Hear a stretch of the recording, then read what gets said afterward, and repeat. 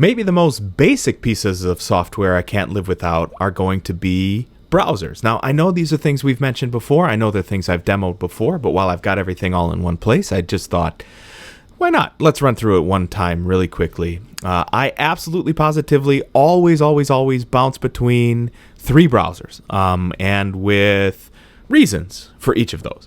First and foremost, I use Chrome. I use Chrome not because I trust Google. I use Chrome not because, although it is true, I have all of my data packed into Google services, but I use Chrome because it works best with my lab IT.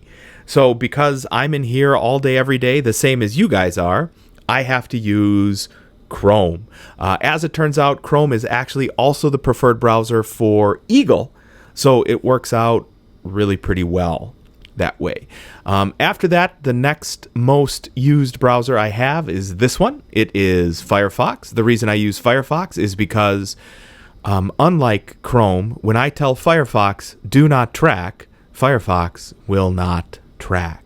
Chrome, on the other hand, is like, yeah, I make money on tracking you, so I'm not turning that off. The other one I just wanted to highlight here, and I know I've done this in the past, is called Brave browser. Brave is actually based off of Chrome, and by default, it turns on all of the most stringent privacy protection tools available. So you can see 76 ad trackers have been blocked. I refreshed this version of Chrome just now.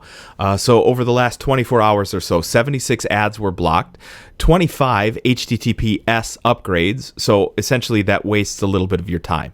And excuse me, that doesn't waste a ton of time, but 4 seconds saved over 24 hours doesn't really amount to anything. But I know the Brave browser on my main desktop tells me that it saved me something like 11 hours worth of garbagey loading time on stuff. So I use Brave browser when I just don't want all the advertisements to pop up. I use Brave browser when I go through some websites that have paywalls or limitations. So like Wired.com is something I read, not every day, but probably 2 or 3 or 4 times a week. And they have a hard limit of 3 articles you can read a month. Well, you can get around that if you use Brave. So I have a tendency to do that because I've let my Wired subscription lapse and I kind of don't feel like paying for it.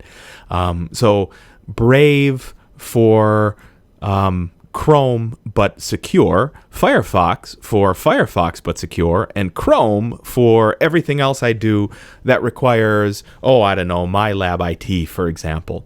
So those are the 3 browsers. And again, these are all 3 of those. Chrome, Brave, and Firefox are available on any device that you're on. So they're available on Macs, they're available on PCs, they're available on Android, they're available on iOS, and I really suggest you give them a try.